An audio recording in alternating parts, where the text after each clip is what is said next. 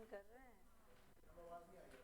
मेरी आवाज नहीं आ रही, आगे आ जाइए, गले में प्रॉब्लम है, इससे ज़्यादा तेज मैं बोल नहीं पाऊंगी, है ना? आगे आ जाइए, पीछे एसी भी चाहिए, है ना? चलिए आगे आ जाइए, जिसको भी आवाज नहीं जा रही है वो आगे आ जाए। अब आ रही है?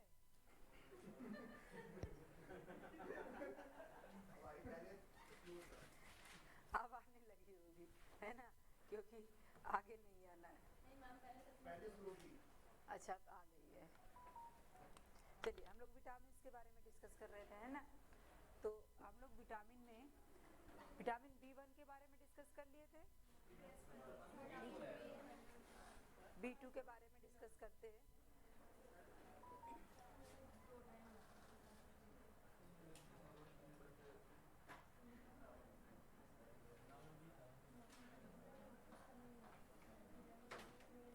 विटामिन B2 जो होता है, इसका जो साइंटिफिक नेम होता है वो होता है राइबोफ्लेविन, है ना?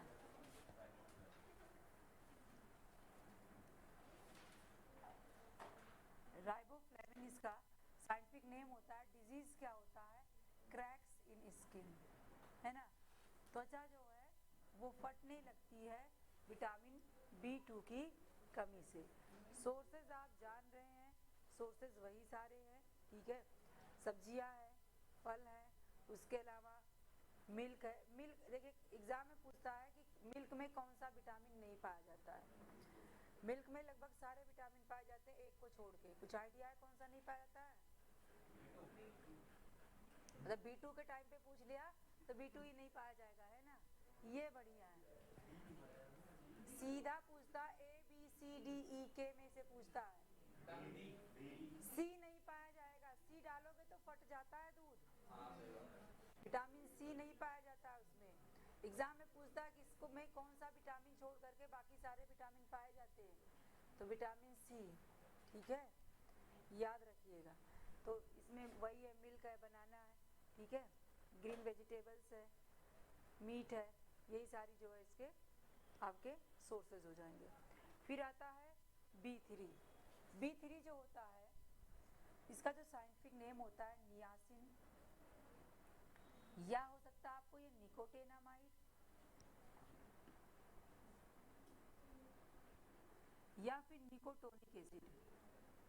इन तो तीनों में से किसी भी नाम से आ सकता है, ठीक है?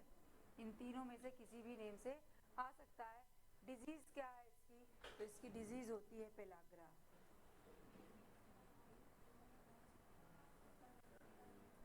ठीक है? इसका होने वाला रोग क्या है? पेलाग्रा।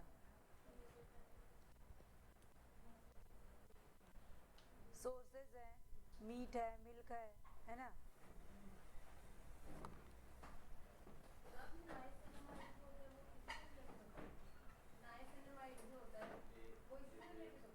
नहीं, ये इसका साइंटिफिक नेम है। हाँ,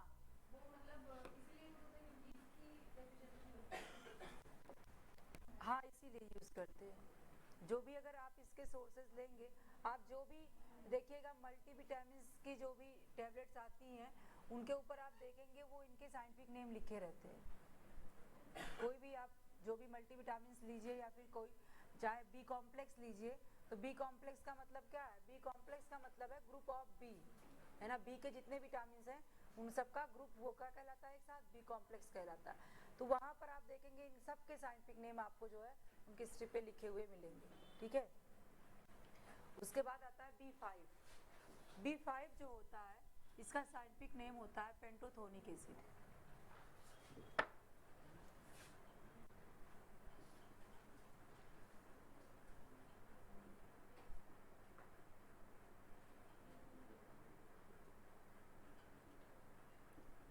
पेंटोथोनिक एसिड जो होता है, ये B5 का साइंटिफिक नेम होता है। इसी कमी से होने वाला रोग है डर्माटिटिस, ठीक है? उसके बाद जो है B6 होता है। B6 जो होता है, इसका जो साइंटिफिक नेम है पायरिडॉक्सिन है, ठीक है? उसके अलावा डिजीज इसकी क्या है, तो इसकी डिजीज होती है एनीमिया।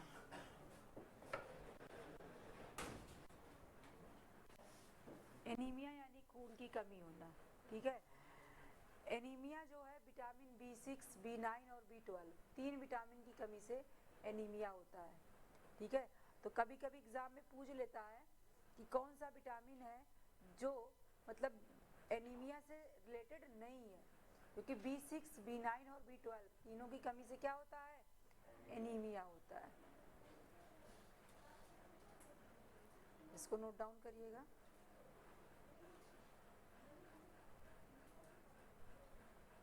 ठीक है। उसके बाद है B7। B7 जो होता है इसका साइंटिफिक नेम होता है बायोटिन। बायोटिन को ही है ना बोलते हैं, ठीक है।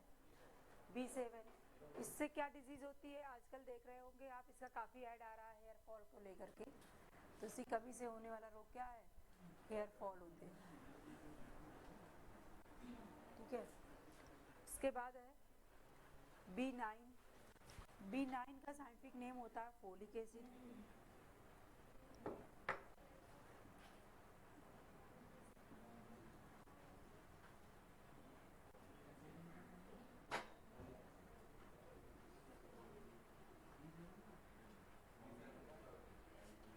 ठीक है। उसके बाद जो है आपका B12 आएगा, इसको नोट डाउन कर लीजिएगा। B12 का साइंटिफिक नेम होता है साइनोकोबैलामिन, या कभी कभी आपको साइनोकोबैलामिन ना लिख करके केवल कोबैलामिन भी लिखा हुआ आता है, ठीक है। डिजीज इसकी भी एनीमिया है।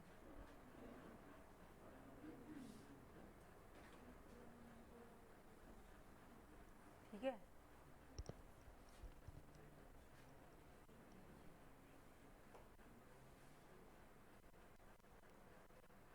हो गया, ये था विटामिन बी के।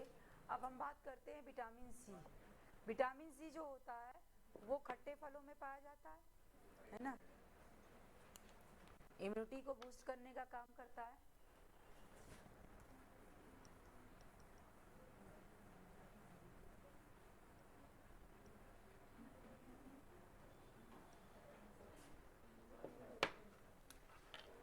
विटामिन सी जो होता है इसका साइंटिफिक नेम होता है स्कॉर्बिक एसिड।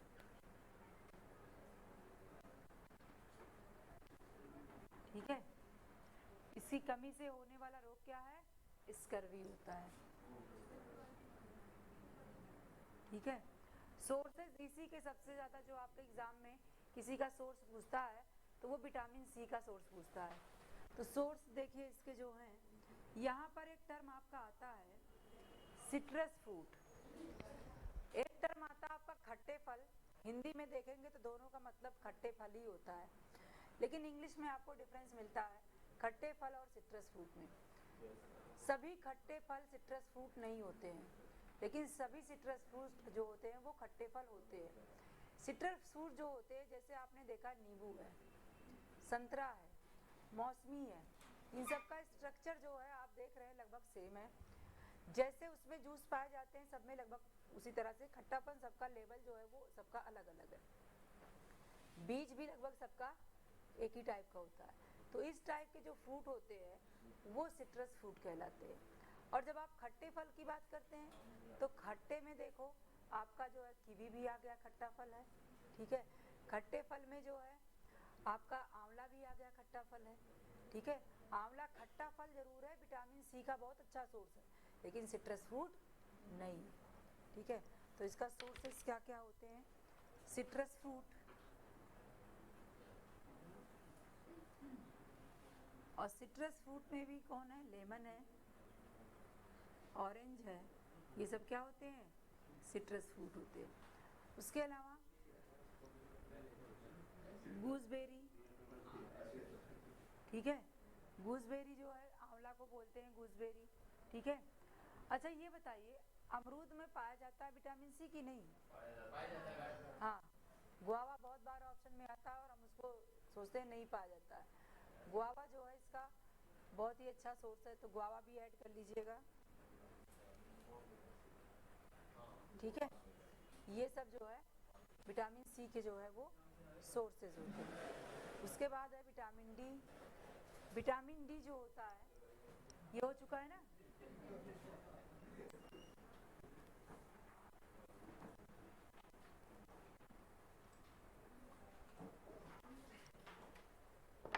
विटामिन डी जो होता है इसका जो साइंटिफिक नेम होता है कैल्सीफेरॉल होता है।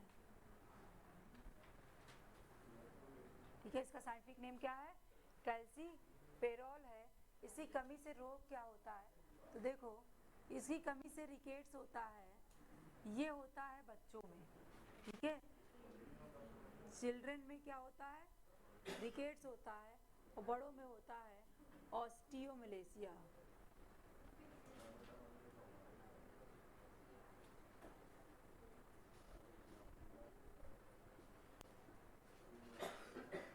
ठीक है, तो बड़ों में क्या होता है?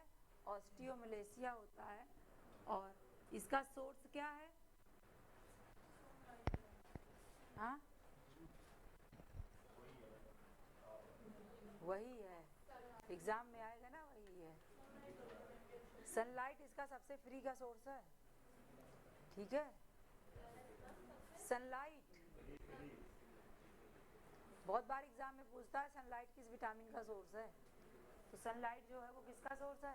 विटामिन डी का सोर्स है। उसके अलावा मिल्क है, मशरूम है, ये सब जो है इसके सोर्सेज होते हैं। कैल्शियम जो होता है वो विटामिन डी के फॉर्मेशन में हेल्प करता है। ठीक है, तो इसलिए कैल्शियम वाली चीज़ें आप विटामिन डी के साथ वो कर सकते हैं। ठीक है, उसके बाद बात आता है विटामिन ई।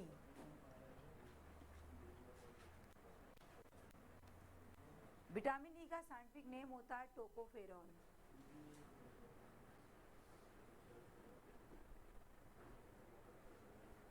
विटामिन ई को ब्यूटी विटामिन भी बोलते हैं।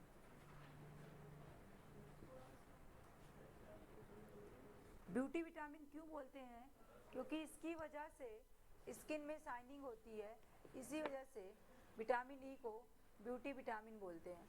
और कुछ लोग आजकल एक ग्रीन कलर वाली जो कैप्सूल आती है उसको लगाते भी हैं, है ना, विटामिन ई। हाँ, विटामिन ई, तो इसलिए इसको जो है ब्यूटी विटामिन भी बोलते हैं। इसी कमी से होने वाला डिजीज़ क्या है? तो डिजीज़ जो है इसकी इनफर्टिलिटी होती है, या फिर आप बोल सकते हैं स्टेरिलिटी।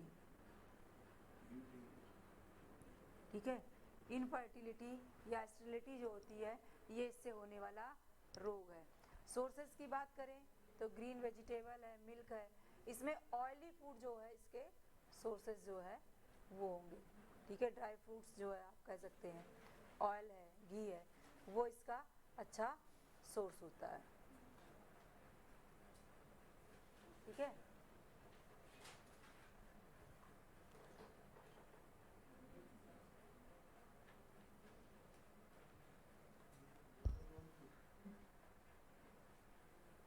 हो गया।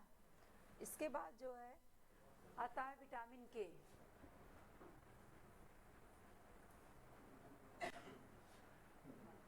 विटामिन के का साइंटिफिक नेम होता है फाइलोक्विनोन।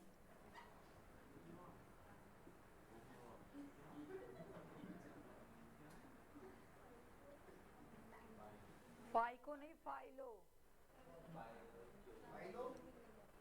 और इसकी जो डिजीज है इसी कमी से ब्लड क्लॉटिंग में डिले हो जाता है।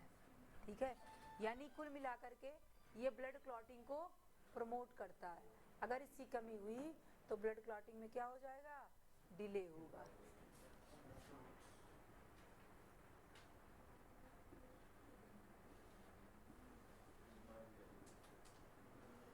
ठीक है, सोर्सेस क्या हैं? इसका बहुत अच्छा सोर्स होता है ग्रीन वेजिटेबल्स तो होती हैं, लेकिन ग्रीन लीफी वेजिटेबल इसका जो है बहुत अच्छा सोर्स होती है। विटामिन ई का जो है, जो स्प्राउटेड फ्रूट्स वेजिटेबल्स होते हैं, स्प्राउटेड ग्रेन्स जो हम लोग खाते हैं ना, चना है, मूंग है, वो विटामिन ई का बहुत अच्छा सोर्स होता है।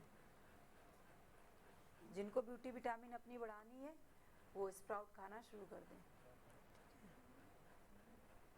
इसी के साथ जो है आपका विटामिन टॉपिक कंप्लीट होता है, ठीक है।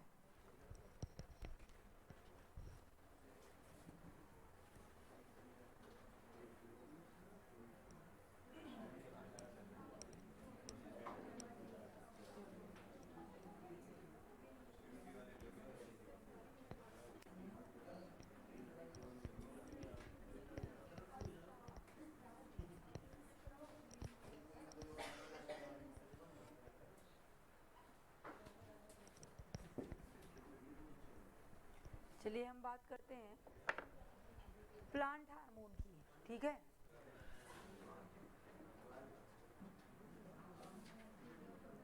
प्लांट हार्मोन जो होते हैं, इतनी बातें क्यों कर रहे हैं आप लोग, ज्यादा आ रहा है? कुछ क्वेश्चंस पूछे हैं? हाँ,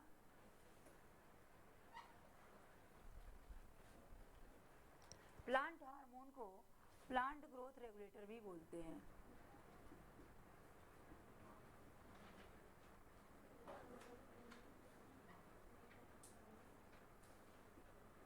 इसको आप शॉर्ट फॉर्म में पीजीआर भी बोल सकते हैं। प्लांट हार्मोन जो होते हैं ये हमारी दो तरह की एक्टिविटी परफॉर्म करते हैं। एक जो प्लांट्स के हार्मोन्स होते हैं वो प्लांट की ग्रोथ रेगुलेटिंग एक्टिविटीज़ को प्रमोट करते हैं, और एक प्लांट के हार्मोन होते हैं वो प्लांट की जो है ग्रोथ इनहिबिटिंग एक्टिविटी को प्रमोट करने का काम करते हैं। देखो यहाँ पर जो प्लांट की ग्रोथ एक्टिविटीज़ है, यहाँ कहने का मतलब है कि प्लांट्स में सेल डिवाइड हो, और सेल डिवाइड हो यानी प्लांट्स की लीव्स बने और उसकी लंबाई बढ़े, फ्लावरिंग हो, फ्रूटिंग हो, ये ग्रोथ रिलेटेड एक्टिविटीज़ होती है। ग्रोथ इनहिबिटिंग एक्टिविटीज़ का मतलब हुआ कि जब प्लांट्स में विशेष परिस्थितियाँ आती हैं, और जब विशेष परिस्थितियाँ आती हैं, आप देखते हैं कि मौसम कभी कभी जो है आपने कोई भी फसल लगाई और अचानक से बारिश हो गई। अब जब वहाँ पर बारिश हो गई तो उसका जो फसल था वो उस टाइम पे खेत में पानी आ गया और 10-15 दिन तक जो है उसको नॉर्मल आने में टाइम लग गया। अब वहाँ पर जो है उसकी ग्रोथ नहीं आई, लेकिन कुछ समय बाद आप देख रहे हैं बीच बीच में कहीं ना कहीं से ग्रोथ शुरू हो गई है। तो ये जो ग्रोथ शुरू हुई है उस टाइम पे नहीं हुई थी, तो उसके प्लांट्स ने उसको क्या कर रखा था, इनहिबिट करके रखा था, रोक करके रखा था, ताकि जो है कुछ टाइम बाद जब फेवरेबल कंडीशन आ जाए, अनुकूल परिस्थिति आ जाए, तब ग्रो करना। क्योंकि अभी अगर ग्रो कर गए तो पानी वैसे भी ज़्यादा है, सड़ जाओगे, तो उससे अच्छा अभी थोड़े दिन रुके रहो। सर्वाइव करना है तो 8-10 दिन बाद ग्रो करना, तो जो है मौसम अच्छा रहेगा तो ग्रो कर देना। तो ये जो एक्टिविटी थी ये प्लांट ने इनहिबिट करके रखी थी, उसके हार्मोन ने, लेकिन उसकी भलाई के लिए इनहिबिट करके रखी थी। तो दो प्रकार की एक्टिविटीज़ होती है, एक ग्रोथ प्रमोटिंग एक्टिविटी और एक ग्रोथ इनहिबिटिंग एक्टिविटी। यहाँ पर 2-3 टर्म आते हैं जो आपके एग्जाम में पूछे जाते हैं, और पूछते हैं इस टर्म का मतलब क्या होता है। यहाँ पर एक टर्म आपको मिलेगा डॉर्मेंसी। डॉर्मेंसी का मतलब होता है निष्क्रियता। निष्क्रियता का मतलब हुआ कि जैसे मान लीजिए कोई बीज है और वो बीज जब तक ग्रो नहीं कर रहा है तब तक वो क्या है, निष्क्रिय है, और जब उसकी डॉर्मेंसी ब्रेक होगी तभी उसमें जर्मिनेशन शुरू होगा। तो डॉर्मेंसी का मतलब क्या है, निष्क्रियता। कोई बीज या कली वो ग्रो नहीं कर रही है, और जब तक वो ग्रो नहीं कर रही है तब तक उसकी डॉर्मेंसी मेंटेन है। जैसे ही उसकी डॉर्मेंसी ब्रेक होगी वो क्या कर लेगा, जर्मिनेशन स्टार्ट कर लेगा। एक टर्म आपका यहाँ पर और आता है एब्सिशन।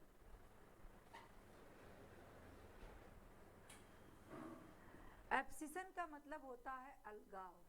अलगाव टर्म का मतलब होता है कि जो भी प्लांट्स के जो है लीव्स है पक गई हैं, फल है पक गए हैं, वो गिर जाते हैं। तो उनको गिर नहीं जाते हैं, वो उनको प्लांट्स गिराते हैं। क्यों गिराते हैं, ताकि जो नई उसमें फ्लावर आ रहे हैं, नई पत्तियां आ रही हैं, उनका जो है ग्रोथ अच्छे से हो सके। इसलिए पुरानों को गिराने का काम क्या कहलाता है, एब्सिशन कहलाता है।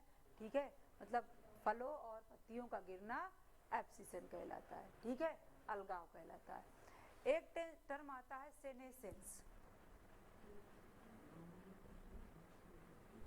सेनेसेंस का मतलब होता है जीर्णावस्था।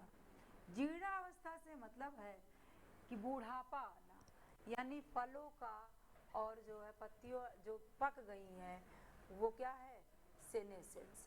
तो प्लांट में जब फल और पत्तियां पक जाती हैं तो उनके बुढ़ापे को क्या कहा जाता है, सेनेसेंस कहा जाता है।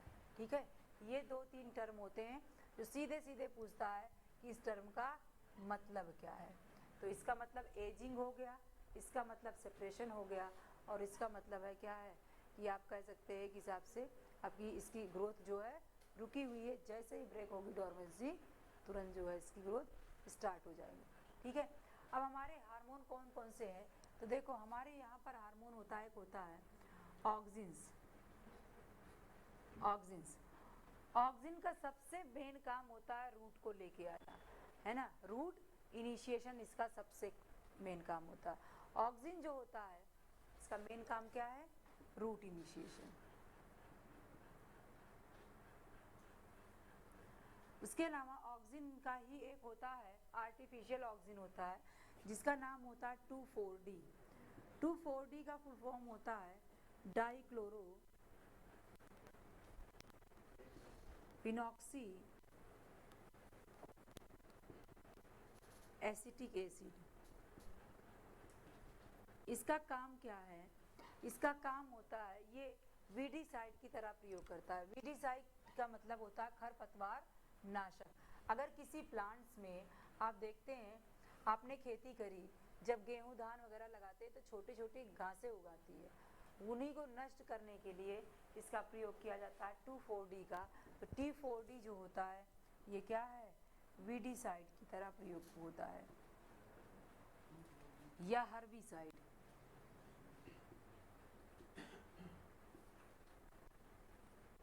खरपतवार नाशक, ठीक है, ये होता है ऑक्सिन। ठीक है, ऑक्सिन हार्मोन है, ऑक्सिन हार्मोन है जिसका फॉर्मेशन प्लांट के टिप पोर्शन पे होता है, टॉप पोर्शन पे। टॉप पोर्शन का मतलब टॉप पोर्शन कहाँ पे होगा प्लांट में,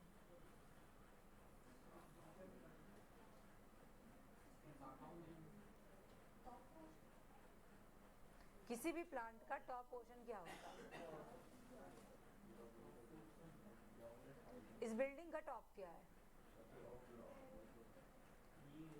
ऐसा थोड़ी ना है कि टॉप फ्लोर है। टॉप फ्लोर के ऊपर हो सकता है कि जो है छोटी सी एक जो सीढ़ी वाली छत तो होती ही है ना, और हो सकता है उसके ऊपर टंकी रखी हो, और टंकी में हो सकता है कोई झंडा वगैरह लगा के रख दिया हो। जो भी कुछ भी सबसे टॉप पोर्शन पे होगा वही क्या होगा, टॉप होगा। लेकिन हम ये नहीं सोचे कि इसकी जड़ कहाँ तक गई है, जड़ भी तो नीचे से टॉप है ना, मतलब नींव। और प्लांट के केस में 2 टॉप होते हैं, एक उसका जो है रूट का टॉप पॉइंट जहाँ तक वो लास्ट गई है, कोई भी प्लांट है तो उसके 2 टॉप होते हैं, एक जहाँ उसकी लास्ट स्टेम गई है और एक जहाँ पर उसका लास्ट रूट गई। इन्हीं दोनों जगहों पर फॉर्मेशन होता है ऑक्सिन का, रूट टिप पे और शूट टिप पे और रूट टिप पे, इन्हीं पर फॉर्मेशन होता है ऑक्सिन का। ऑक्सिन का काम क्या होता है, रूट इनिशिएशन करना। जैसे आप लोगों ने गुलाब की स्टेम लगाई है कभी, लकड़ी नहीं, स्टेम। स्टेम और लकड़ी में डिफरेंस है, ठीक है। जब आप किसी भी स्टेम को लगाते हैं और आपने लगाया, ज़रूरी नहीं है कि उस टाइम पे उसमें सभी जड़ें लग जाती हैं। क्यों नहीं लगती, क्योंकि सब में जड़ें नहीं आ पाती। जब तक जड़ें नहीं आएंगी तब तक प्लांट जो है ग्रोथ नहीं कर पाएगा। तो जो लोग स्टेम लगाते हैं, जैसे गन्ने की भी तो स्टेम ही लगाई जाती है, तो वहाँ पर क्या करते हैं, ऑक्सिन का ट्रीटमेंट देते हैं ताकि जो है उसमें रूट आ जाए। तो रूट आने की शुरुआत करने का काम कौन करता है, ऑक्सिन करता है, ठीक है। उसके बाद हमारा एक हार्मोन होता है, ये हो गया है ना। क्वेश्चन यही आता है कि ऑक्सिन का काम क्या है, रूट इनिशिएशन। किसका, कौन सा ऑक्सिन है जिसका प्रयोग हर्बिसाइड की तरह होता है, तो 2,4-D का होता है, ठीक है। बात समझ में आई। इसके बाद हमारा एक नेक्स्ट हार्मोन होता है जिब्रेलिक एसिड।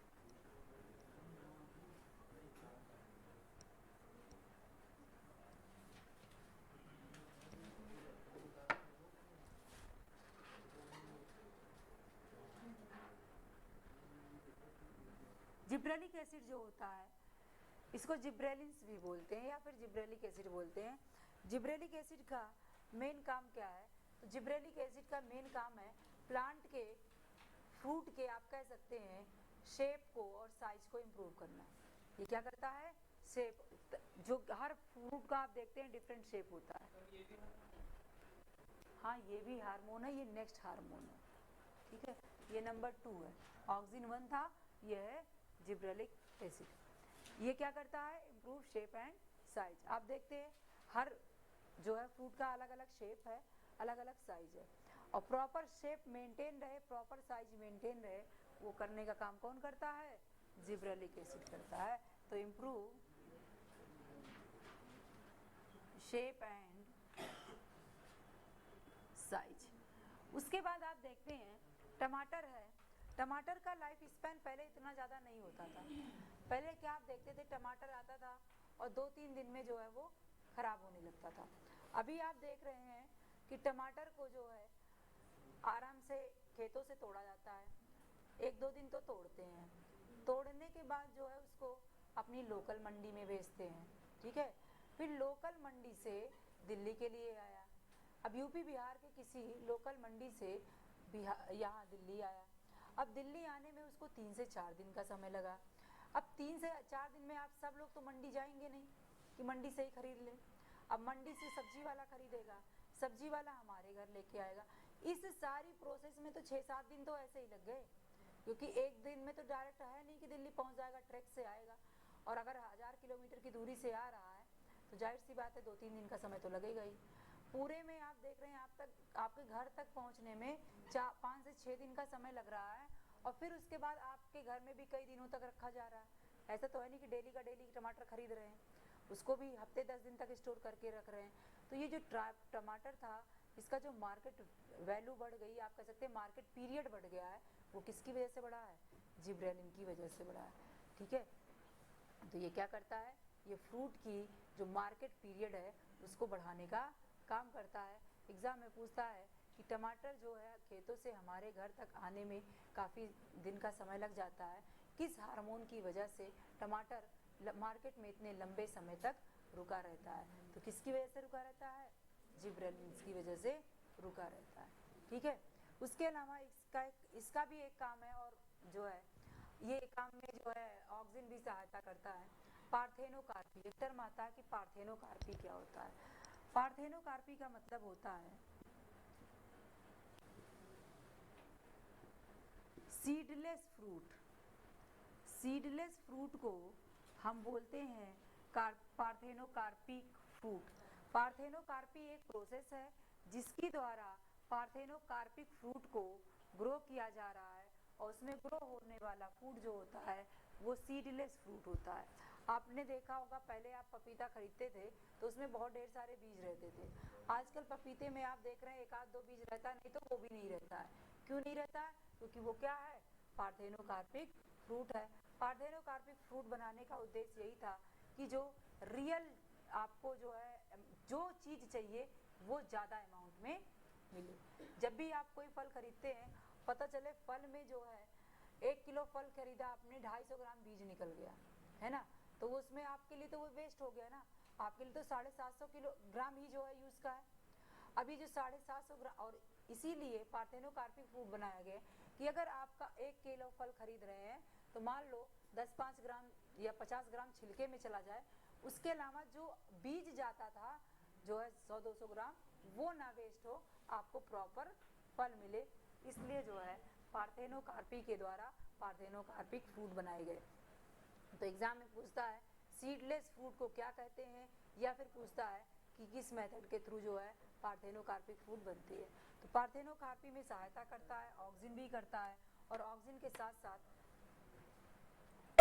जिब्रेलिन का भी रोल होता है, ठीक है। तो जिब्रेलिन और ऑक्सिन ये दोनों सहायता करते हैं।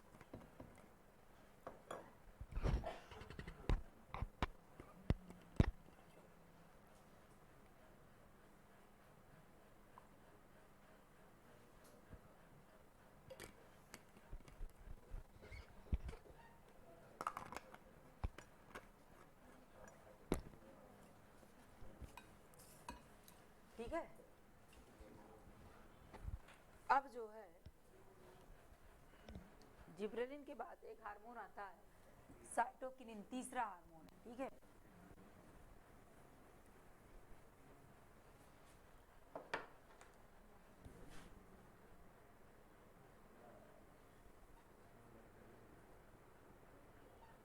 साइटोकिनिन, साइटो का यहाँ आप देख रहे एक टर्म है जिसका नाम क्या है, साइटो, और साइटो टर्म का मतलब क्या होता है, सेल। ये एक ऐसा हार्मोन है जो सेल डिवीजन को प्रमोट करता है। तो ये किसको प्रमोट करता है, सेल डिवीजन को प्रमोट करता है। और सेल डिवाइड होंगी तो नए फ्लावर्स आएंगे, नई लीव्स आएंगी, नए फ्रूट आएंगे, ठीक है। तो मेनली आप कह सकते हैं सेल डिवीजन, ठीक है, it promote cell division. Exam में पूछता है कि सेल डिवीजन के लिए कौन सा हार्मोन जिम्मेदार है, ठीक है। तो कौन सा जिम्मेदार है, साइटोकिनिन जिम्मेदार है। उसके अलावा ये जो है क्लोरोप्लास्ट, क्या है क्लोरोप्लास्ट, कुछ बताया कभी, क्या बताया था,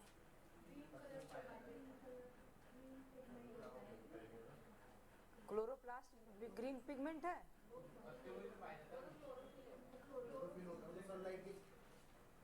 तो आप ही लोग तो कह रहे हैं कि क्लोरोप्लास्ट ग्रीन पिगमेंट है। क्लोरोप्लास्ट में क्लोरोफिल पाया जाता है, और पिगमेंट कौन है, क्लोरोफिल है। क्लोरोप्लास्ट में ही पौधे अपना खाना बनाते हैं।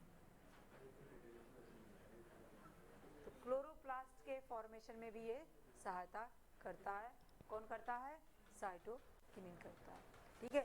उसके बाद हमारा एक हार्मोन होता है इथाइलिन। इथाइलिन,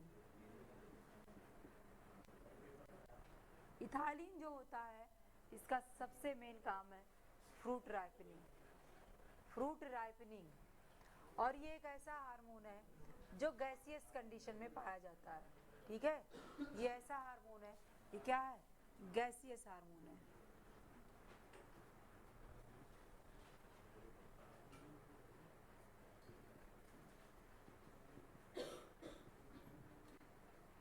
काम क्या है, फ्रूट राइपनिंग, ठीक है, फलों के पकने में सहायता करता है, ठीक है।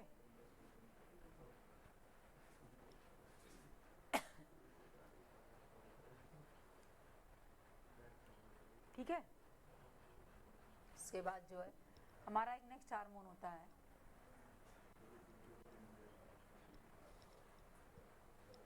Abscisic acid.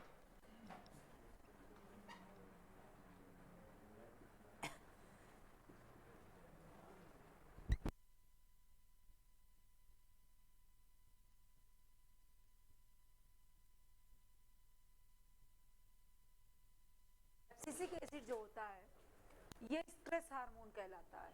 It is known as stress hormone. अच्छा ये बताइए, ये स्ट्रेस हार्मोन कहला रहा है तो क्या प्लांट्स में स्ट्रेस होता है कि या कुछ और चीज की बात हो रही है, कैसा स्ट्रेस प्लांट्स में। अच्छा इंसानों में स्ट्रेस होता है या प्लांट्स में, दोनों में।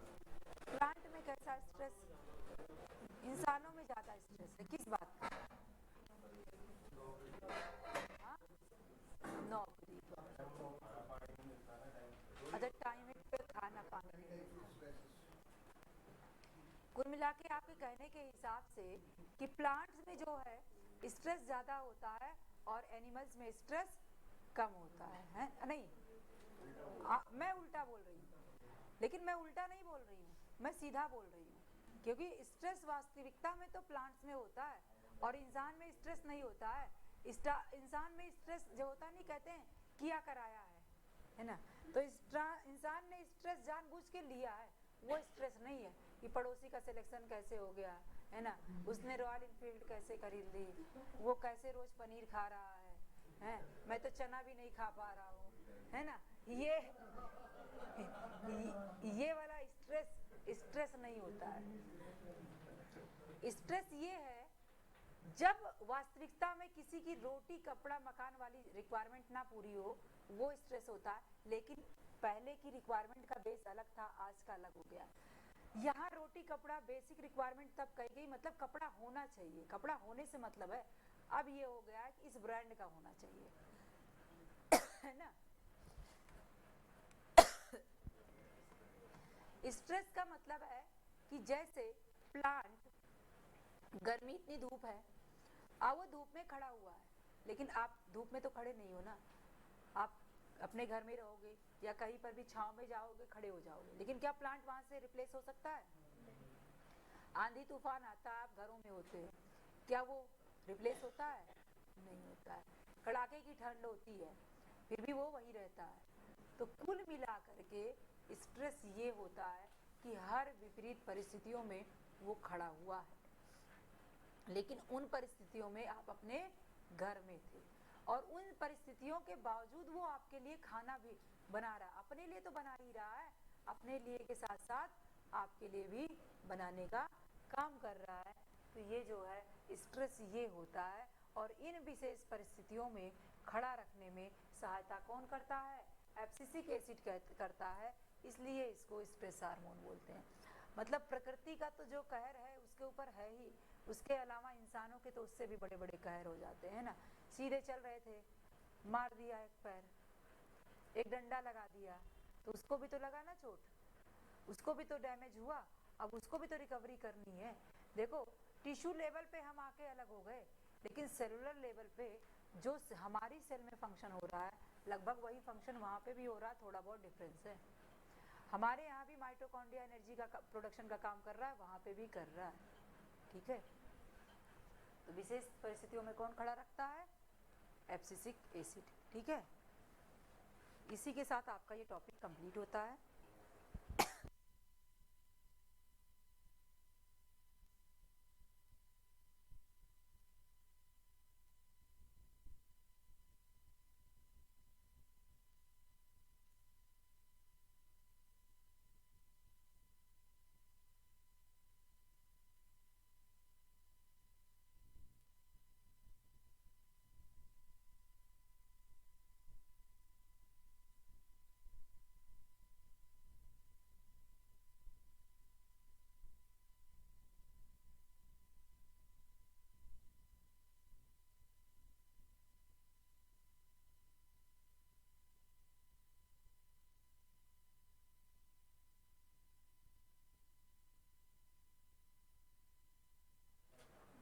विटामिन एक ऐसा टॉपिक है जो लगभग हर एग्जाम में पूछा जाता है, ठीक है। बहुत छोटा सा ही है लेकिन बहुत इंपॉर्टेंट टॉपिक है। चलिए हम बात करते हैं एक नए टॉपिक की, मोड ऑफ न्यूट्रिशन। यहाँ से भी क्वेश्चन काफ़ी आते हैं। न्यूट्रिशन, देखो मोड ऑफ न्यूट्रिशन का मतलब हमने अभी जो खाया, प्रोटीन खाया, कार्बोहाइड्रेट खाया, इन सब को हमने किस तरीके से प्राप्त किया, वही क्या है? मोड ऑफ न्यूट्रिशन है। मोड ऑफ न्यूट्रिशन हमारे दो प्रकार के होते हैं, एक होता है ऑटोट्रॉफ्स और एक होता है हेटेरोट्रॉफ्स।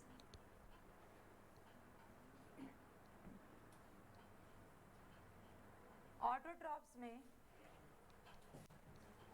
ऑटो जो टर्म होता है, अच्छा कितने लोग अपना खाना खुद बनाते हैं?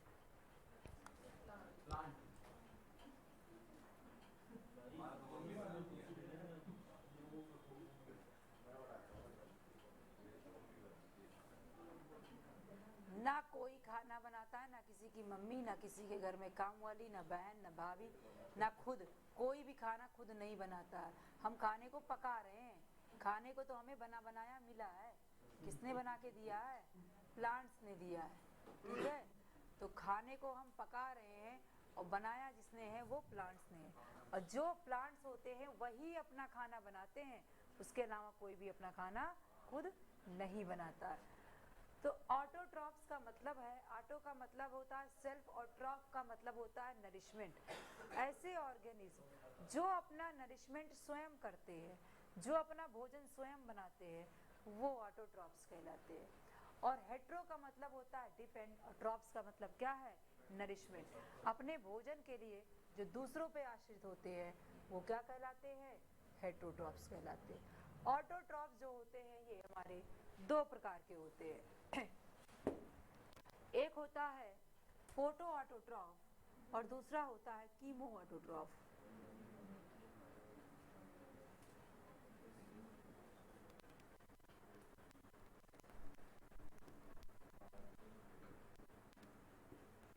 फोटो ऑटोट्रॉप्स में ऐसे ऑर्गेनिज्म आ जाएंगे जो फोटो टर्म का मतलब होता है लाइट, ऐसे ऑर्गेनिज्म जो लाइट की प्रेजेंस में अपना खाना बनाते हैं वो क्या कहलाते हैं?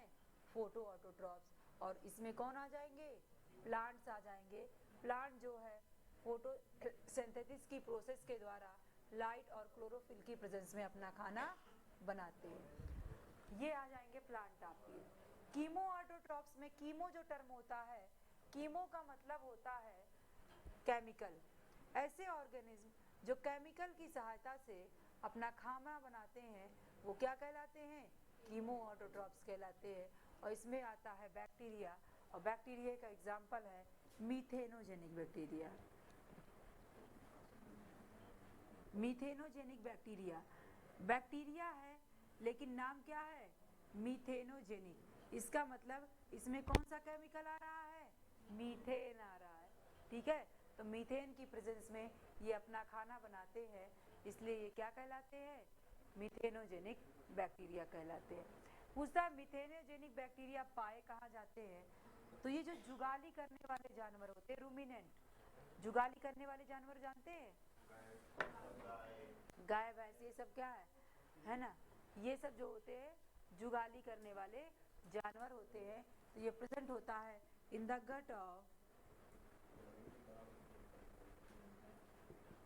गट ऑफ रूमिनेंट। इन्हीं को इंग्लिश में रूमिनेंट्स बोलते हैं। ठीक है, उसके अलावा धान का जो खेत होता है वहां पर ये पाए जाते हैं, पैडी फील्ड। उसके अलावा मार्शी एरिया, दलदली क्षेत्र,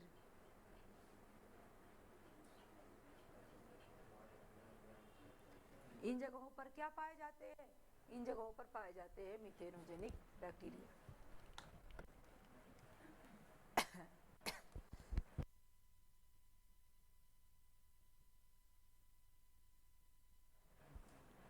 हेट्रोट्रॉप्स की अगर हम बात करें तो हेट्रोट्रॉप्स हमारे कई होते हैं। एक तो हमारा होता है पैरासाइट, डीकंपोजर।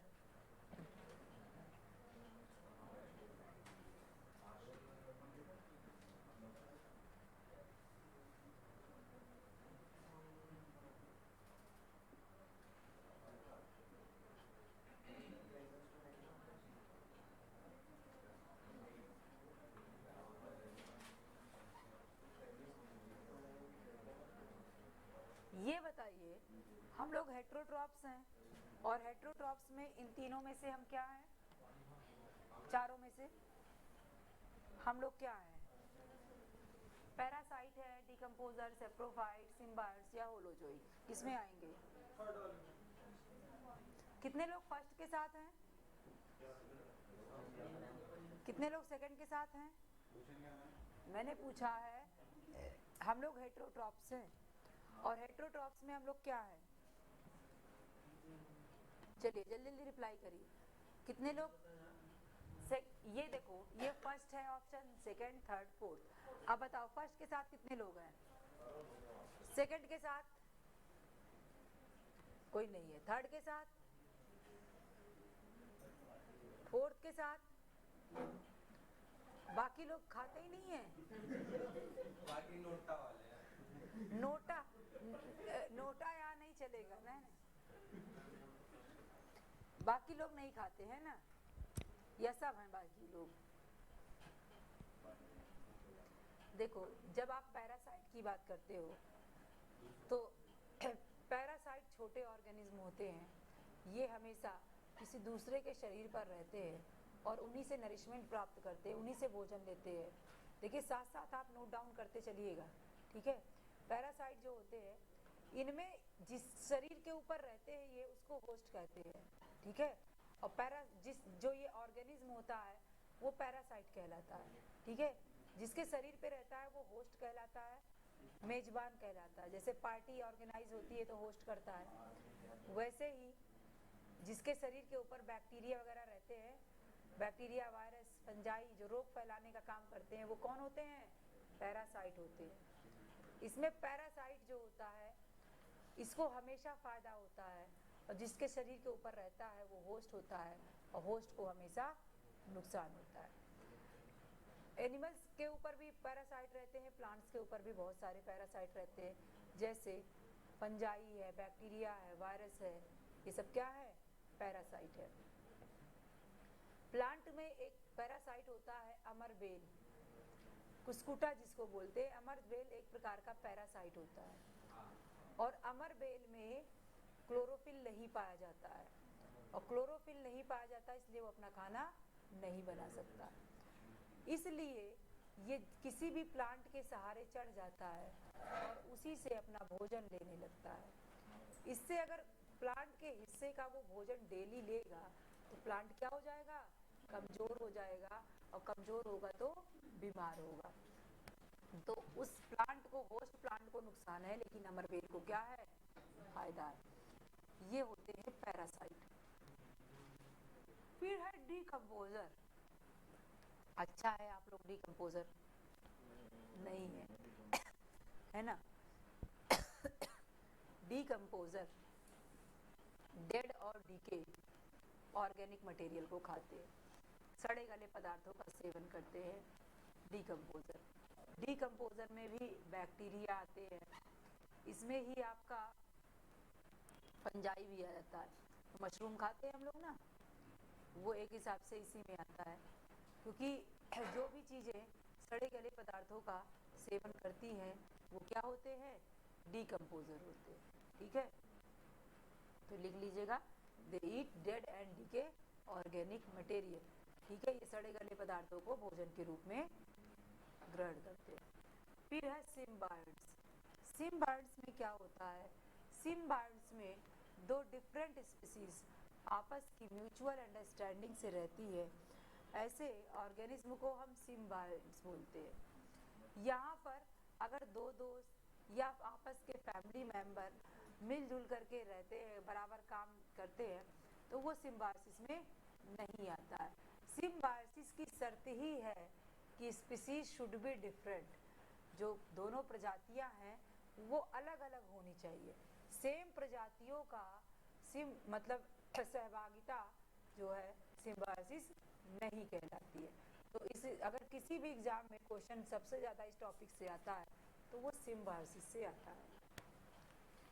तो इनकी स्पीसीज जो होती है, जैसे इसका एक एग्जाम्पल आप देखेंगे तो यहाँ पर आपको लाइकेन का एग्जाम्पल सबसे ज़्यादा पूछा जाता है। सिम्बायोट्स, तो सिम्बायोट्स क्या है कि ये it is a relationship between two different species. ये एक ऐसा सिम्बायोसिस, ऐसा रिलेशनशिप है जिसमें दोनों प्रजातियों को फायदा होता है, both species should be benefited. ठीक है, यहाँ पर एग्जाम्पल जो आएगा सिम्बायोसिस का आपका लाइकेन आता है। लाइकेन जो हो वो एल्गी और फंजाई का एसोसिएशन होता है, एल्गी और फंजाई का एसोसिएशन है। एल्गी के पास क्लोरोफिल होता है, और अगर इसके पास क्लोरोफिल है तो इसका मतलब है ये खाना बनाने की क्षमता रखता है। फंजाई आप लोगों ने देखा है? कभी हरे कलर का दिखा है?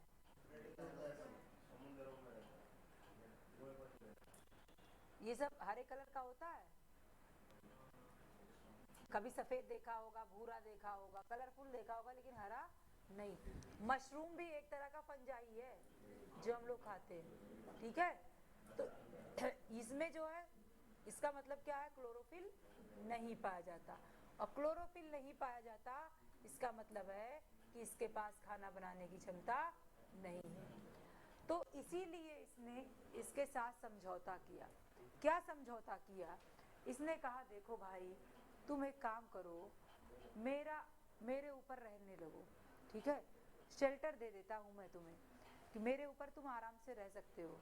ठीक है, और मैं क्या करूँगा, मैं खाना नहीं बना सकता तो किराया मैं तुमसे नहीं लूँगा। किराए के रूप में तुम क्या करना, तुम मुझे जो है थोड़ा सा खाना दे देना। ठीक है, उसके बाद मैं पानी में ले आया करूँगा। ठीक है, तो पानी, मिनरल्स और रहने की व्यवस्था कौन करता है? फंजाई करता है, और एल्गी का काम क्या है? खाने को बनाना। तो ये क्या करता है? एल्गी प्रोवाइड फूड, और ये क्या करता है? Provide shelter to the algae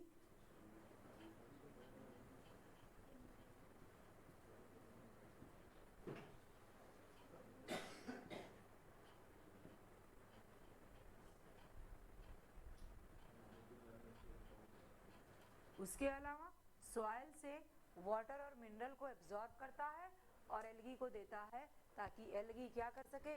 खाना बना सके। इन दोनों की म्यूचुअल रिलेशनशिप क्या कहलाती है? सिम्बायोसिस कहलाती है। अब फायदा दोनों को है। जिस जगह पर सल्फर डाइऑक्साइड की मात्रा एयर में बढ़ने लगती है, या आप कह सकते हैं एयर पॉल्यूशन होता है, वहाँ से लाइकेन धीरे धीरे डिसअपीयर होने लगता है। इसीलिए लाइकेन को पॉल्यूशन इंडिकेटर कहते हैं।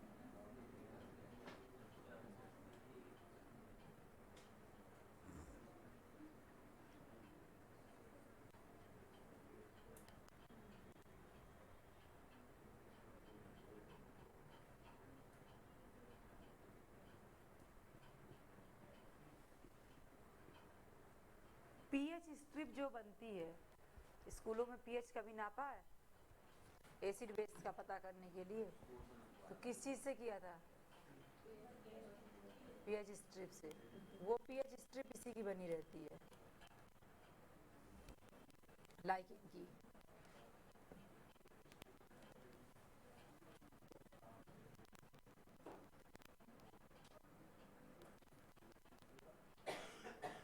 हो गया। इसके बाद हम बात करते हैं होलोजोइक की। तो होलोजोइक में देखिए कई तरह के ऑर्गेनिज्म आते हैं।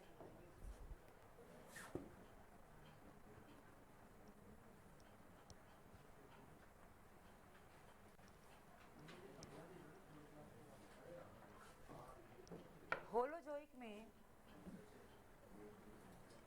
आपके एक आते हैं हर्बीवोरस। हर्बीवोरस क्या होंगे? शाकाहारी होंगे। जैसे बकरी है, गाय है, भैंस है, ये सब क्या करते हैं? प्लांट्स को खाते हैं, वो है हर्बीवोरस।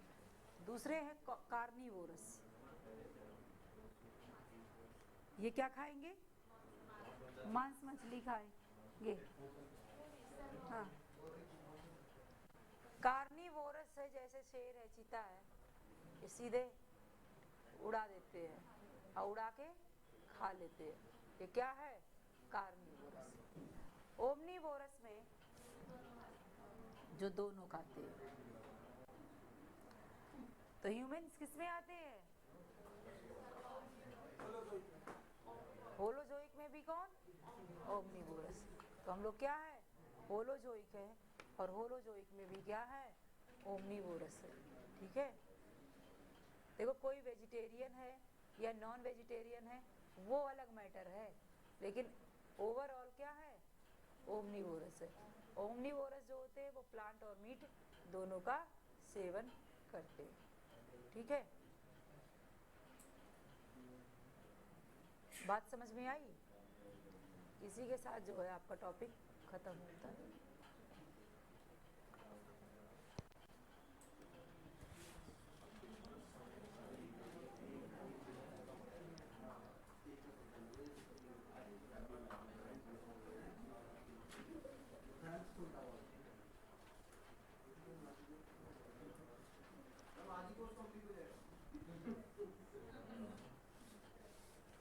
आज ही कर दे, क्या करना है? सिलेबस लिख दे बस, कर दे कंप्लीट, है ना? ज्यादा हो गया क्या आज? आज तो इजी इजी टॉपिक थे, ज्यादा कैसे हो गया? अभी तो 1 घंटा पढ़े हैं खाली आप।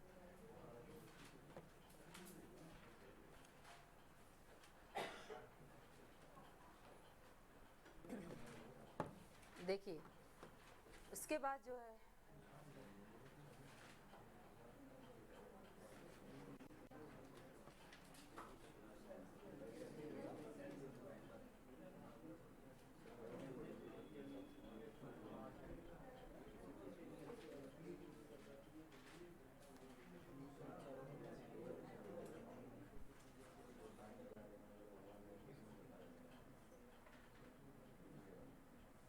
अगर हम बात करें एसिड और बेस,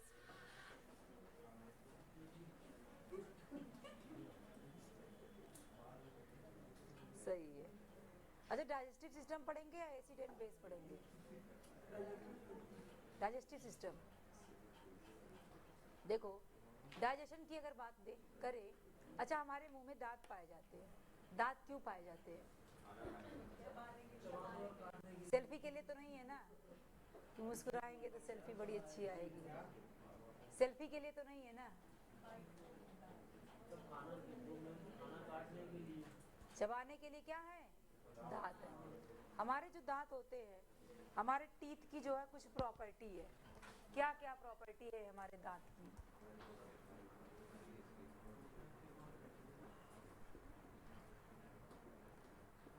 देखो, हमारा जो खाना होता है उसको चबाने के लिए क्या पाया जा रहा है? दांत पाया जा रहा है। हमारे टीथ की क्या क्या प्रॉपर्टी है? हमारे टीथ की 3 प्रॉपर्टी है। एक तो इसकी प्रॉपर्टी है कि ये क्या है? जबड़े में धसा हुआ है कि नहीं? जबड़े में फंसा हुआ है। जबड़े में अच्छे से पैक है कि नहीं है? जबड़े में पैक है, इसीलिए जो है इसको बोलते हैं थीकोडोंट। थीकोडोंट का मतलब हुआ एम्बेडेड इन जॉ। ठीक है। उसके अलावा इसकी दूसरी प्रॉपर्टी है, ये है हेट्रोडोंट। हेट्रोडोंट का मतलब हुआ, हेट्रो जो भी टर्म होता है उसका मतलब क्या है? कई प्रकार से है, मतलब सेम नहीं है, डिफरेंसेस हैं। कई प्रकार का है, इसलिए क्या कहलाता है? हेट्रोडोंट। जैसे इसमें क्या है? इंसीजर,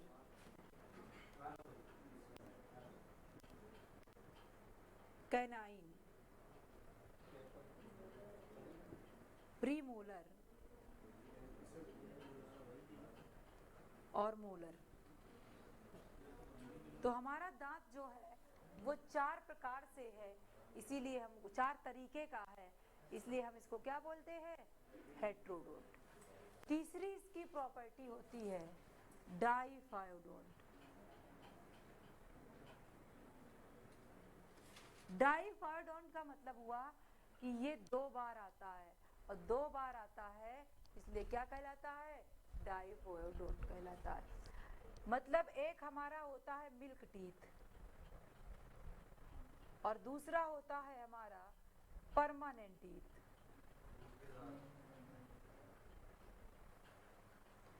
जो दांत हमारे बचपन में आते हैं और बचपन में आने के बाद बचपन में ही टूट जाते हैं, वो क्या कहलाते हैं? मिल्क टीथ कहलाते हैं। इनकी संख्या 20 होती है। ठीक है। इनमें 20 दांत हमारे दोबारा आते हैं। ठीक है। और 12 लाइफ में केवल एक बार आते हैं, और टोटल हमारे 32 दांत जो होते हैं वो परमानेंट होते हैं। 20 दोबारा आए और 12 जो है उस समय बाद आए, एक ही बार आए। कुल मिलाकर के कितने हो गए? 32 दांत हो गए। जब भी हम दांत की बात करते हैं तो एक आता है डेंटल फॉर्मूला। डेंटल फॉर्मूला जब भी आप लिखते हैं उस टाइम पे मान लीजिए ये आपका जबड़ा है, और इस जबड़े में हम डेंटल फॉर्मूले में जो बात करते हैं वो इसको 4 पार्ट में डिवाइड कर देते हैं, और उस टाइम पे हम केवल नीचे के हाफ पोर्शन और ऊपर के हाफ पोर्शन की बात करते हैं। और इस डेंटल फॉर्मूले में इसका जब भी फॉर्मूला लिखते हैं तो लिखते हैं इंसीजर। पहला क्या रहेगा? इंसीजर, दूसरा कैनाइन, तीसरा प्रीमोलर और चौथा मोलर। ऐसे ही सेम चीज नीचे भी आएगी।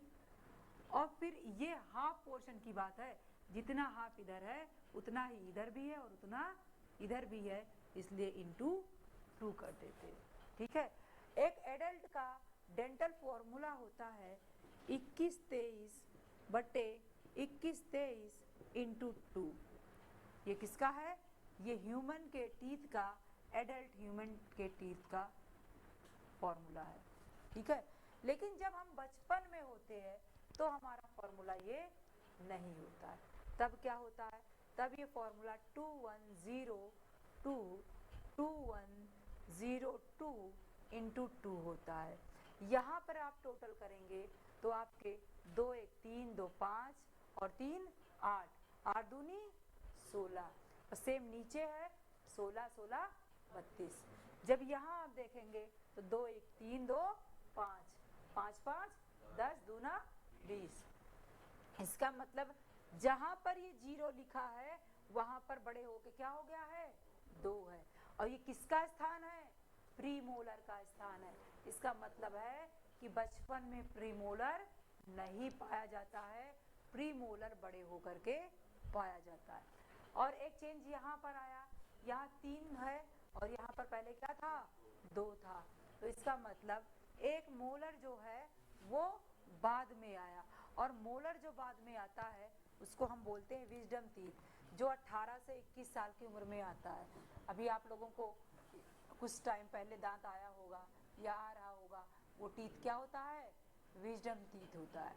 विजडम टीथ जो होता है हिंदी में अक्ल दांत कहते हैं, लेकिन जरूरी नहीं है कि दांत आए तो अक्ल भी आए, है ना। दांत तो आएगा, परमानेंट है, फिक्स है, लेकिन अक्ल आएगी कि नहीं आएगी ये फिक्स नहीं है, ठीक है। तो वो 18 से 21 साल की उम्र में आता है, इसलिए उसको विजडम टीथ कहा था पूर्वजों ने। और उन्होंने एक्सपेक्ट किया था कि जो है हमेशा 18 साल तक जो है दिमाग आ जाएगा, इसलिए अक्ल दांत नाम रख दिया था।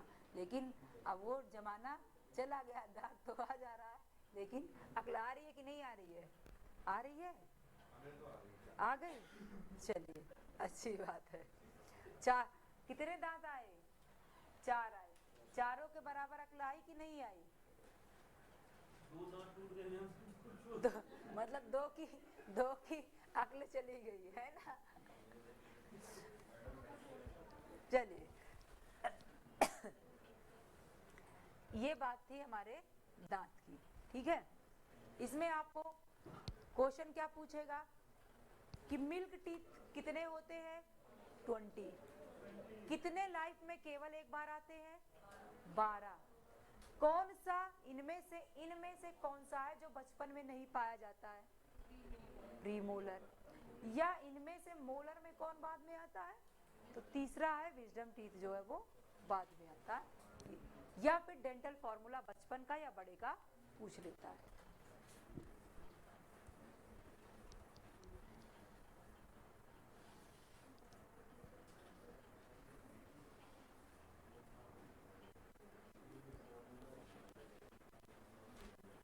जो भी हम खाना खाते हैं, हमारा खाना 5 स्टेप से होकर के गुजरता है। क्या क्या स्टेप है इस खाने के, पहला स्टेप जो होता है हमारा इंजेशन होता है। इंजेशन का मतलब हमने खाने को क्या किया, खाया। खाने के बाद हम खाने का क्या करते हैं, डाइजेशन करते हैं। तो दूसरा स्टेप हमारा क्या होता है, डाइजेशन। और पचाने के बाद हम उसको अवशोषित करते हैं, तो तीसरा स्टेप हमारा क्या कहलाता है, एब्जॉर्प्शन, ठीक है। एब्जॉर्प्शन करने के बाद हम उसका यूज करते हैं, और यूज करने की जो प्रोसेस है वो कहलाती है एसिमिलेशन। उसके बाद में जो वेस्ट प्रोडक्ट है उसको हम बाहर निकाल देते हैं, ये प्रोसेस कहलाती है ईजेशन। ये आपका बायोलॉजी में पूछा जाए ना पूछा जाए, ये रीजनिंग में ज़्यादा पूछता है, 5 स्टेप दे देता है और मैनेज करने को बोलता है। देखो बोल सकते हैं दोनों, लेकिन जो है, ठीक है। तो इन 5 स्टेप से जो है आपका खाना होकर के गुजरता है, ठीक है। तो प्रॉपर जो हमको यहाँ पर बात करनी है वो डाइजेशन की बात करनी है, ठीक है। तो हम खाना खाते हैं मुंह से, और खाने के बाद जो है हमारा खाना जो है इन 5 स्टेप से होकर के गुजरता है। दांत क्यों दिए गए हैं, चबाने के लिए दिए गए हैं, ताकि हम खाने को अच्छे से चबा करके खाएं। अच्छा, आप लोगों ने खाना खाया है, मतलब खाते तो हैं ही, और रोटी कभी खाली रोटी खाई है, बिना सब्जी या बिना दाल के, और वो रोटी आपको मीठी लगी है, लगी है, क्यों लगी है? क्योंकि हाँ, शुगर तो है ही। जब पहले वो क्या था, एक कॉम्प्लेक्स फॉर्म में था, और जब दांतों को से आपने चबाया तब उसका ब्रेकडाउन शुरू हो गया। इसका मतलब ये जो मीठी लगती थी जब आपने मुंह में डाली थी तो मीठी नहीं थी, चबाने के बाद लगने लगी। इसका इंडिकेशन ये है कि खाने का डाइजेशन हमारे मुंह से ही स्टार्ट हो जाता है। यहाँ पर प्रोटीन और फैट का डाइजेशन नहीं होता है, यहाँ पर डाइजेशन होता है कार्बोहाइड्रेट का। और यही रीज़न है कि इंस्टेंट एनर्जी भी ये देता है, क्योंकि इसका डाइजेशन तुरंत स्टार्ट हो जाता है। और डाइजेशन स्टार्ट हो जाता है, इंस्टेंट सोर्स ऑफ एनर्जी भी है, आसानी से डाइजेस्ट हो जाता है, इसलिए हम इसको ज़्यादा प्रेफर करते हैं। ठीक है, तो हमारा जो खाना है, इसका जो ये सारा स्टेप हो रहा है वो एलिमेंट्री कैनाल में हो रहा है, आहार नाल नली में हो रहा है। ठीक है, आहार नाल, सॉरी, एलिमेंट्री कैनाल यानी आहार नाल। एलिमेंट्री कैनाल की जो आपकी लंबाई होती है वो 8 से 10 मीटर होती है। 8 से 10 मीटर में 6 मीटर के करीब आपकी छोटी आंत होती है, 1.5 से 2 मीटर के करीब आपकी बड़ी आंत होती है, उसके बाद जो रिमेनिंग पार्ट है वो होता है। ठीक है, तो हम बात करते हैं सबसे पहले मुंह की। ठीक है, तो हमारा जो माउथ है इसको हम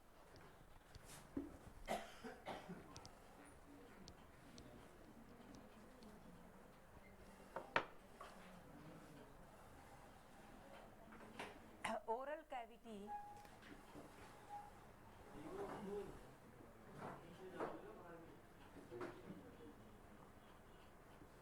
तो हम अपने मुंह को ओरल कैविटी या फिर बकल कैविटी के नाम से जानते हैं। सबसे पहले खाना हमारा यहीं पर आता है। खाने को जब हम दांतों से चबाते हैं, और आप देखते हैं कि जब आप खाने को दांतों से चबा रहे हैं तो उस समय खाने के टुकड़े हो रहे हैं, उसी टाइम पे स्लाइवा जो है हमारे खाने से मिक्सअप होता है। तो यहीं पर क्या सिक्रीट होता है? सेलाइवा सिक्रीट होता है। सेलाइवा में एंजाइम पाया जाता है जिसका नाम होता है सलाइवरी अमाइलेज।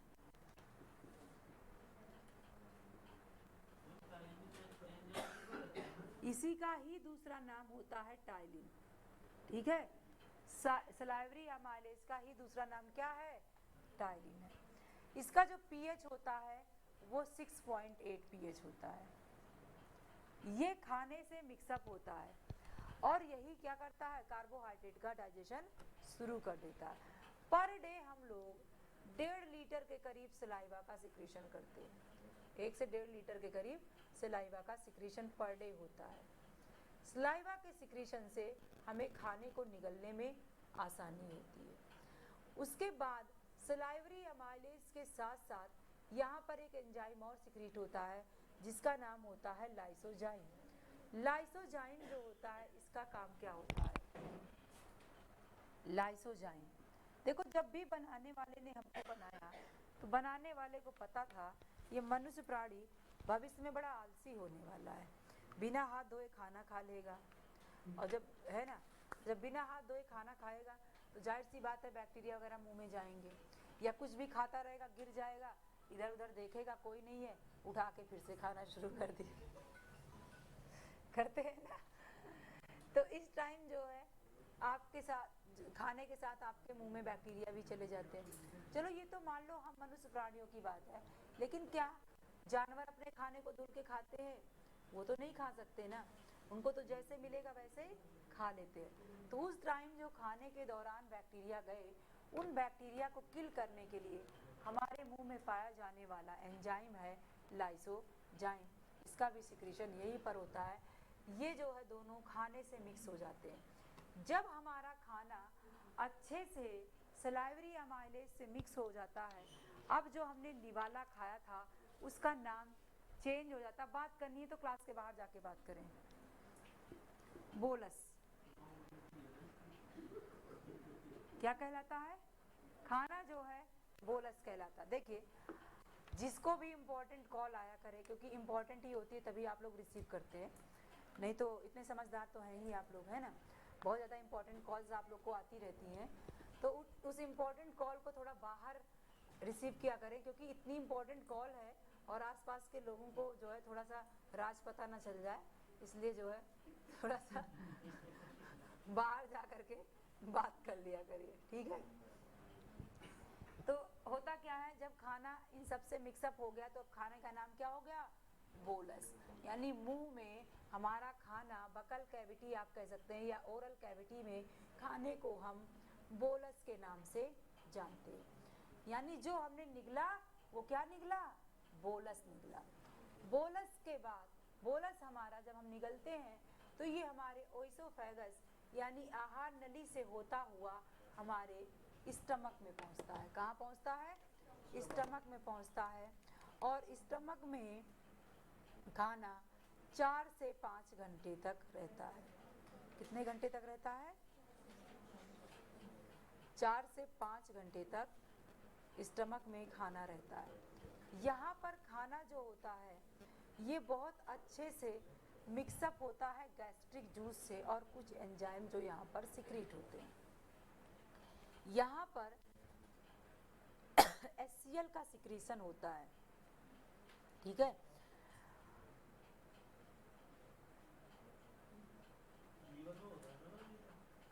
हाँ, अब लीवर का हम क्या बताएं, लीवर में खाना जाता कहाँ है,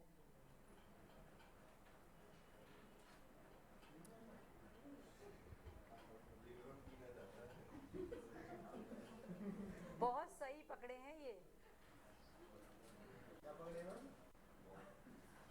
जहाँ तक दिमाग ले गए हैं ना बहुत सही लेके गए हैं। देखो खाना लीवर में नहीं जाता है, हमारा खाना हमारे मुंह से सीधा ओइसोफेगस में जाता है, ओइसोफेगस से सीधा स्टमक में जाता है, स्टमक के बाद स्मॉल इंटेस्टाइन और स्मॉल इंटेस्टाइन से लार्ज इंटेस्टाइन, फिर वहीं से बाहर, ठीक है।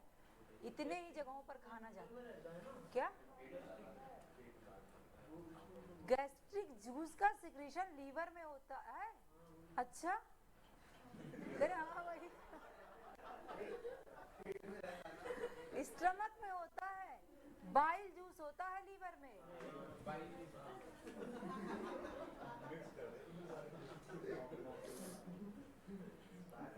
सोच रहे हैं अंदर जाके फाइनली सब एक साथ मिक्सअप हो जाएगा, तो क्यों ना इधर ही कर दे, है ना।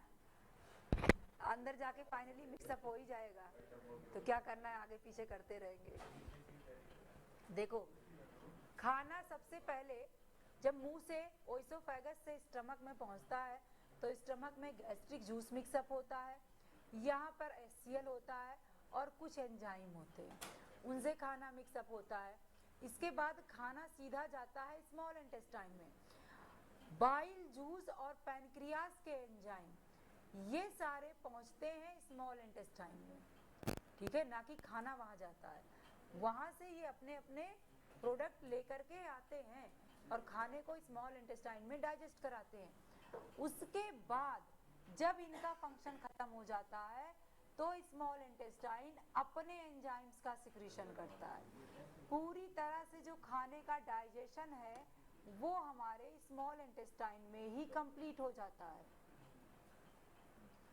लार्ज इंटेस्टाइन में सिर्फ एब्जॉर्प्शन होता है, एब्जॉर्प्शन तो वैसे स्मॉल इंटेस्टाइन में भी शुरू हो जाता है, ठीक है, लेकिन डाइजेशन लार्ज इंटेस्टाइन में बिल्कुल भी नहीं होता है, जितना होता है स्मॉल इंटेस्टाइन में ही कंप्लीट होता है।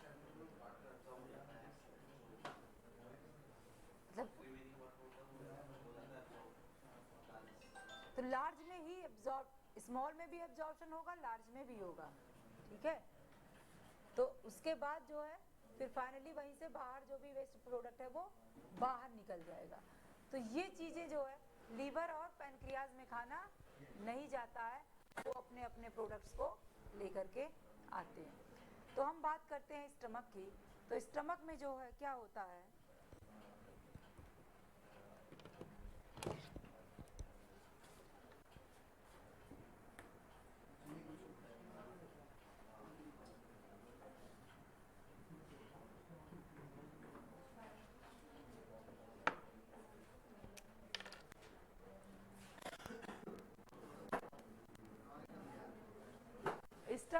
खाना 4 से 5 घंटे तक स्टोर रहता है, ठीक है। और यहाँ पर सिक्रीशन होता है गैस्ट्रिक जूस का और हमारे HCl का। HCl जो यहाँ पर है इसका pH होता है 1.2 से 1.8 pH का HCl होता है, ठीक है। HCl कितना होता है? 1.2 से 1.8 pH का। HCl से हमारे स्टमक को बचाने के लिए यहाँ पर पाई जाती है म्यूकस मेम्ब्रेन, ठीक है। तो म्यूकस मेम्ब्रेन जो होता है वो हमारे स्टमक को HCl के इफेक्ट से बचाने का काम करता है। हाँ, ये HCl का pH मान है 1.2 से 1.8, ठीक है। ये इसका pH है। HCl का इतना स्ट्रॉन्ग pH है, इससे जो है म्यूकस मेम्ब्रेन हमारे स्टमक को बचाती है। जब हमारा खाना मुंह में क्या कहलाया था? बोलस। अब स्टमक में आ गया, नाम बदल जाएगा, अब ये कहलाएगा काइम। यहाँ पर फूड क्या नाम से जाना जाता है?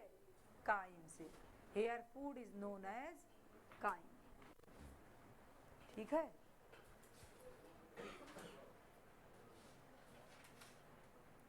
अब जो है खाना यहाँ से सीधा अच्छे से मिक्सअप हो गया, जैसे ही सारे एंजाइम से, ये क्या कहलाया? काइम। अब जो स्टमक में से निकल के खाना इंटेस्टाइन में जा रहा है वो कौन जा रहा है? काइम जा रहा है। इंटेस्टाइन में भी खाने का नाम बदल जाता है। इंटेस्टाइन में खाना काइल नाम से जाना जाता है। तो एग्जाम में पूछता है कि मुंह में खाना किस नाम से जाना जाता है, स्टमक में किस नाम से जाना जाता है, या इंटेस्टाइन में किस नाम से जाना जाता है। मुंह में बोलस, काइम स्टमक में और काइल इंटेस्टाइन, ठीक है। बात समझ में आई? अब लीवर के जो बाइल जूस होते हैं वो पहुंचते हैं, खाना इधर से काइम हमारा पहुंचेगा स्मॉल इंटेस्टाइन में, और उधर बाइल जूस और पैनक्रियाटिक जूस जो है पहुंचेंगे हमारे स्मॉल इंटेस्टाइन में।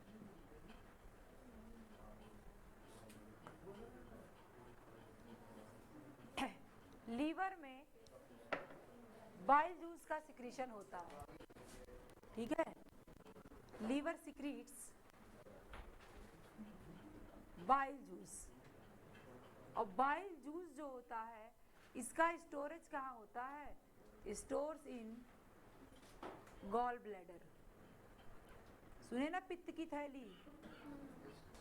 गॉल ब्लैडर, पित्त की थैली में बाइल जूस स्टोर होता है। बाइल जूस में 2 प्रकार के पिगमेंट पाए जाते हैं। पिगमेंट का नाम होता है बिलरुबिन और बिलवर्डिन। बिलरुबिन जो होता है ये येलो कलर का पिगमेंट होता है, और बिलवर्डिन जो होता है ये ग्रीन कलर का पिगमेंट होता है, ठीक है।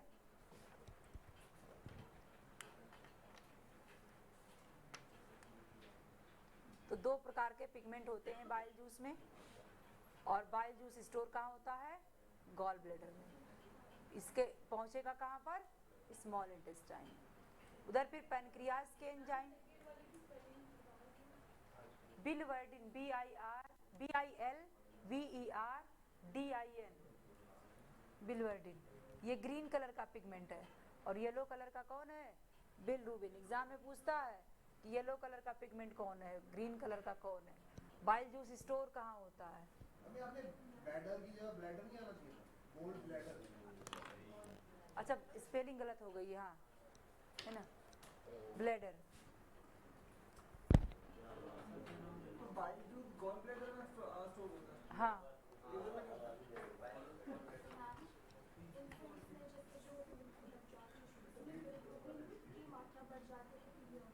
बच्चों क्या, बड़ों में भी बढ़ जाएगी तो पीलिया ही होगा, किसी में भी।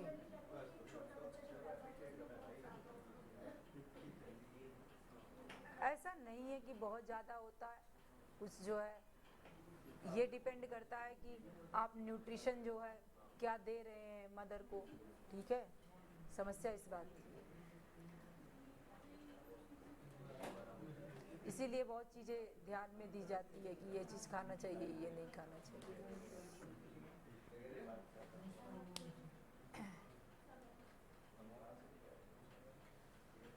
ठीक है, तो फिर बाकी का पढ़ते हैं नेक्स्ट क्लास में, है ना।